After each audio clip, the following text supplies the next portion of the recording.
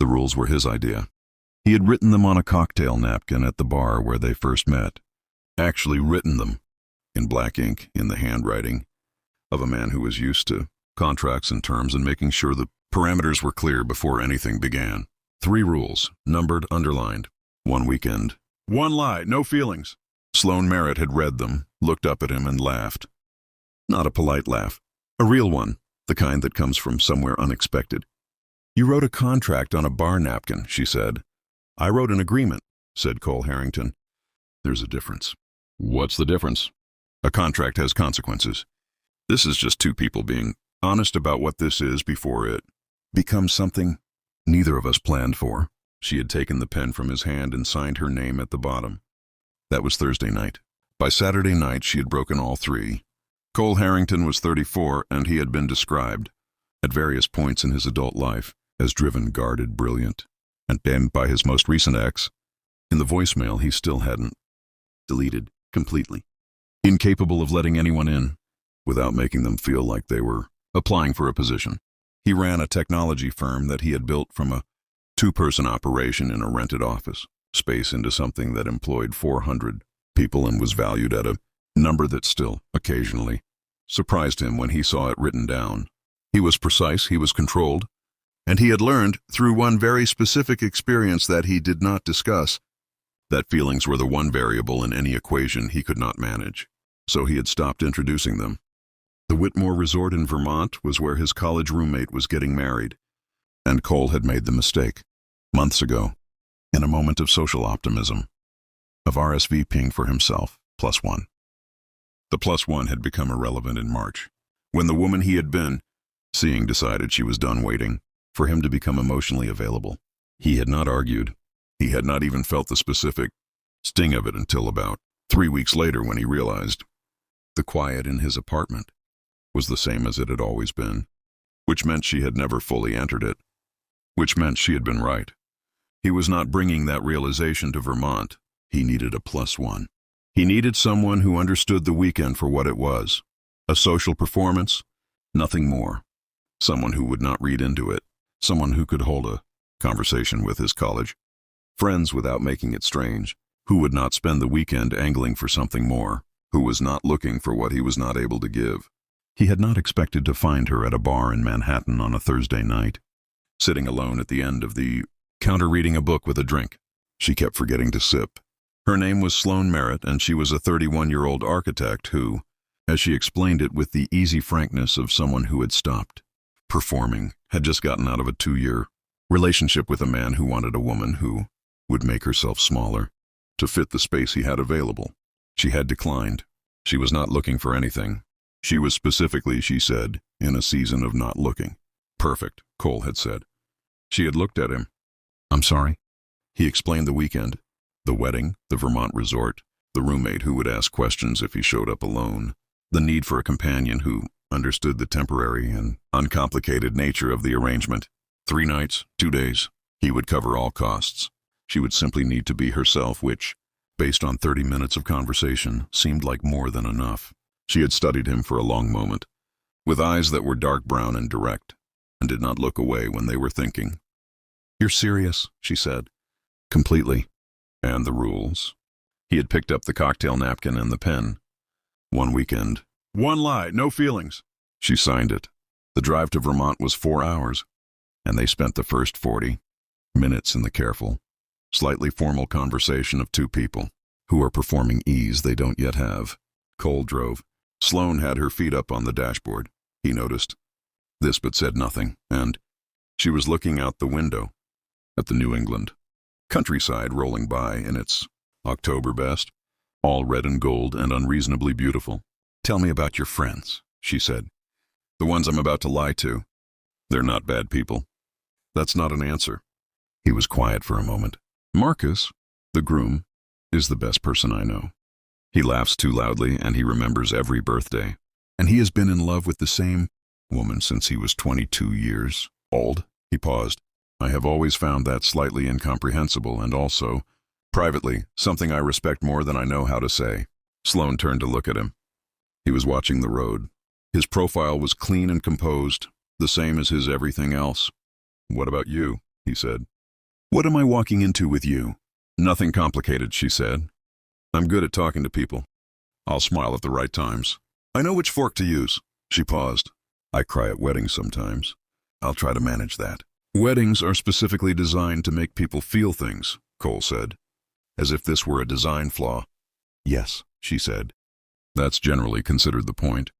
He did not respond, but she saw the corner of his mouth do something small. The resort was the kind of Vermont property that existed in the particular overlap of rustic and luxurious stone fireplaces, wide plank floors, a dining room that smelled like wood smoke and pine, and windows everywhere that framed the October hills like paintings someone had hung, specifically to make you feel something about your life.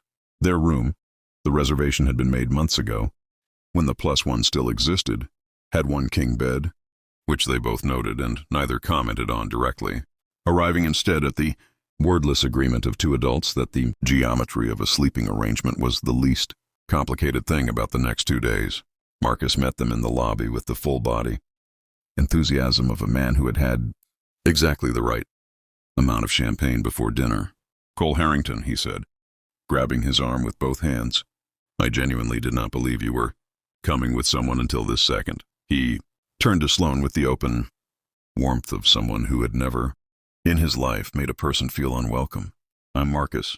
I've known this man for 12 years, and I can tell you with complete authority that he has never once in the time looked remotely as relaxed as he does right now. So whatever you're doing, please keep doing it. Sloane smiled. It was not her performance smile. Cole noticed the difference. He talked about you the whole drive up, she said. He said you're the best person he knows. Marcus turned to Cole with the expression of a man who had just received something he hadn't expected. Cole looked at the middle distance with the careful composure of someone pretending not to be affected. You actually said that? Marcus said. I said something in that vicinity, Cole said. Marcus looked at him for one more second, and in that second, something passed between them that was about more than the moment. 12 years of friendship, of watching Cole build higher and higher walls with greater and greater efficiency, of the brother-level frustration that comes from loving someone who will not let you close enough to help them.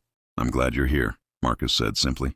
And then, because he was Marcus, he hugged Cole in the unreserved way Cole never knew how to receive. And Cole stood in it with his arms slightly awkward at his sides, and Sloane watched and filed something away. Friday was easy. The rehearsal dinner was beautiful, the conversation was good, and Sloane discovered that lying was significantly harder than she had expected. Not because she wasn't good at it, but because Marcus's fiancée, Jenna, a warm, perceptive woman who designed sustainable housing and had eyes that seemed to see slightly more than she let on, sat next to Sloane at dinner and within 40 minutes had bypassed all the surface material and was asking real questions in the gentle, direct way of someone who was genuinely interested and not going to be satisfied with performed answers. How did you know? Jenna asked. Not how did you meet, how did you know? Sloane opened her mouth with the prepared story. A bar, they got talking. It felt natural, and then something in Jenna's expression stopped her. Not suspicion, just openness. The openness of someone who was getting married the next day to the person they had chosen for 20 years and could not imagine discussing love as anything other than what it actually was. He wrote the rules on a napkin, Sloane heard herself say. Jenna stared. It's not, Sloane stopped. It was a practical arrangement. He needed someone for the weekend and I wasn't looking for anything and it seemed very clean. Jenna looked at her for a long moment. Then she looked at Cole, who was across the table talking to Marcus with a glass of whiskey in his hand. And there was something in the way he was positioned, angled very slightly toward Sloane's chair even in conversation. The way a compass needle orients without the compass being aware of it. How's that working out? Jenna said. Fine, Sloane said. Said Jenna. Saturday was the wedding. It was October in Vermont, which meant the ceremony was outside under a canopy of trees that had turned the particular colors that seem almost too beautiful to be real. The kind that make you feel like the world is trying to tell you something and you're almost ready to hear it. The chairs were white, the flowers were simple, and Marcus cried before Jenna had even reached him at the altar. which made the entire left side of the audience immediately dissolve. Sloane did not cry. She was sitting beside Cole, their arms almost touching, watching Marcus take Jenna's hands. And she was concentrating very hard on the architecture of the canopy structure overhead because she had told Cole she would try to manage it, and she was trying. She heard the officiant ask Marcus to say his vows. Marcus looked at Jenna with the face of a man who had been waiting 12 years to say these exact words and had not wasted the time. "I am not the same person I was when I met you," he said. "I am better in every specific way that matters. Not because you changed me. I want to be clear about that, but because being loved by you made me want to become the version of myself that deserved it." His voice was unsteady, but he didn't stop. "You are the one thing in my life I never tried to control. And it turned out that was exactly what I needed. To let something be bigger than my plan for it." Sloane felt Cole go very still beside her. She did not look at him. She was definitely crying now. She had given up managing it somewhere in the second sentence of the vows. She found a tissue in her small bag and pressed it to the corner of her eye and stared straight ahead. Cole's hand found hers, not performatively, not the practiced, social touch of a man fulfilling his role as a convincing partner. It was quiet, and it happened the way things happen when a person stops thinking and the body does what it actually wants. His hand over hers, fingers not interlaced, just covering, just there. She did not move. She did not say anything. The ceremony continued around them, and neither of them looked at each other, and his hand stayed where it was through the pronouncement and through the first kiss and through the long, joyful applause that followed. And when they finally stood with everyone else, she gently moved her hand away, and they walked toward the reception in the particular silence of two people who have just crossed a line they had agreed not to cross and are not yet ready to decide what that means. That night the reception ran long and warm and full, and somewhere after the third dance and the fourth round of speeches, Sloane found herself outside on the stone terrace alone, her heels in her hand, looking at the Vermont hills in the dark, and she was doing the math of it, the honest, private math of what this weekend had become versus what it was supposed to be. She had broken Rule 3 on Saturday night. She knew that with the specific certainty of someone who has been honest with themselves for long enough to recognize the feeling. She heard the door open behind her. Cole came and stood beside her. He had loosened his tie. He was looking at the same dark hills. "I owe you an apology," he said. "For what?" "For the napkin." He was quiet for a moment. It was a very arrogant thing to assume that the cleanest approach to another person was to preemptively eliminate the possibility of anything real. She looked at him. He was still looking at the hills. "Marcus's vows," she said quietly. "The part about not controlling it." "Yes. That landed somewhere specific for you." "It did." She waited. "I had a daughter," he said, and his voice changed in a single word, shifted register entirely, dropped into something that was not controlled, and was not composed, and was simply true. "She was born premature. She lived for 11 days. He stopped. "Her name was Clara. Her mother and I, we did not survive it. Not together. I decided after that the variable I could actually remove from any future equation was the part where I let anything become necessary to me." His jaw moved. "It is a terrible way to live. I am aware of it. I have been aware of it for 4 years and have been unable to stop." Sloane did not say she was sorry. She had always found those words, however sincere, to be too small for what they were asked to carry. Instead, she turned to face him and she said, with the quiet certainty of someone who had also been somewhere hard, "She was necessary. You don't protect yourself from that by not letting anything be necessary again. You just lose twice." He finally looked at her. The October wind moved between them, cold and clean. She did not look away. Neither did he. "The rules were broken before you wrote them," she said softly. He reached up and with 2 fingers brushed the hair back from her face, with the careful tenderness of a man who has not allowed himself to be careful with anything in a very long time. His hand stayed at the side of her face and she let it, and for a long moment they stood on that stone terrace, with the Vermont night around them and the music still drifting, faintly from inside. "I don't know how to do this," he said, not as an excuse, as the most honest thing he had. "I know," she said. "Neither do I. We cannot know together." He looked at her for one more long, serious moment. Then something in his face, the last held thing, the final braced and careful structure he had built against exactly this, came down quietly all at once. The way things come down when they've been standing too long. He leaned his forehead against hers. Outside, the Vermont trees stood in the dark in all their October color, all that furious, temporary beauty that comes right before everything falls.